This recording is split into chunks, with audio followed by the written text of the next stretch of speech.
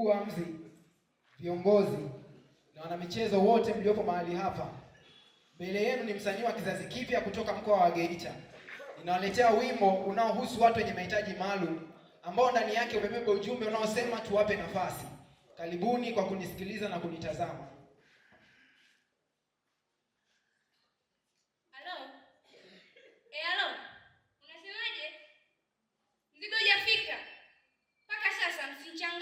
Msichanganye. Mnajua mimi nimeagiza mzigo zamani.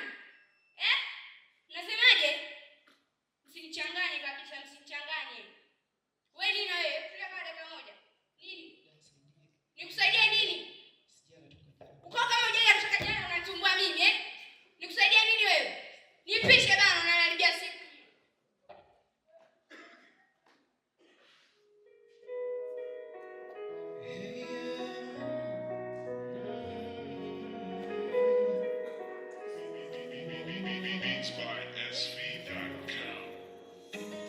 Mara ya kwanza niliona kwa jina wakiandikishwa eti kwamba msaada wanaenda kupatiwa,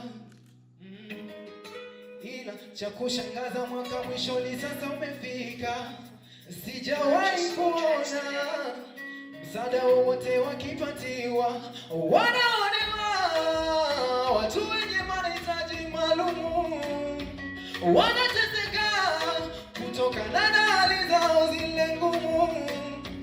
Wanaonewa watu wenye mahitaji maalumu, wanateseka kutokana na hali zao zile ngumu. Tuwasaidie, hawakupenda kuwa hivyo. Tuwasikilize, hawakupenda kuwa hivyo. Tusiwakatili jamani, hawakupenda kuwa hivyo. Tuwape nafasi pia, hawakupenda kuwa hivyo.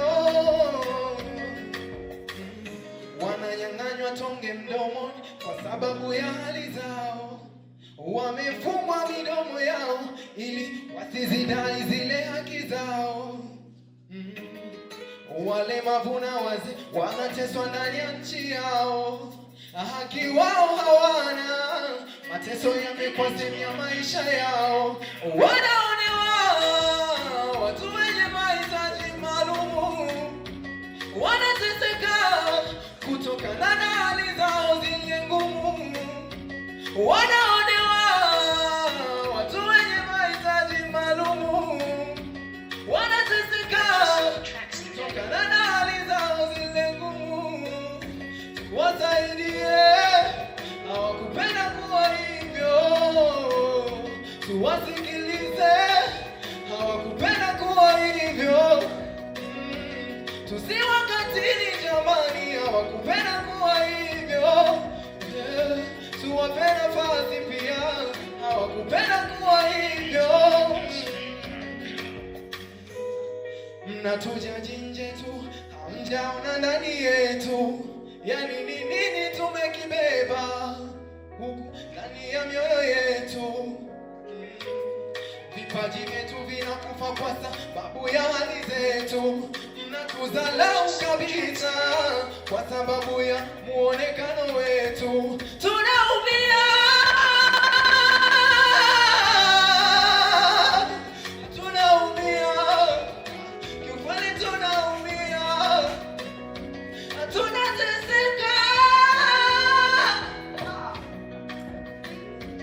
tunateseka.